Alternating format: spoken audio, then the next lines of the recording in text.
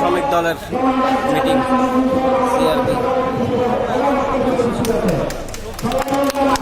আমি নেতৃবৃন্দ প্রতি দৃষ্টি আকর্ষণ করছি, এই সারিতে কেন্দ্রীয় নেতৃবৃন্দ ছাড়া কোনো শাখা এবং বিভাগের সকলকে এখানে উপস্থিত থাকবেন না।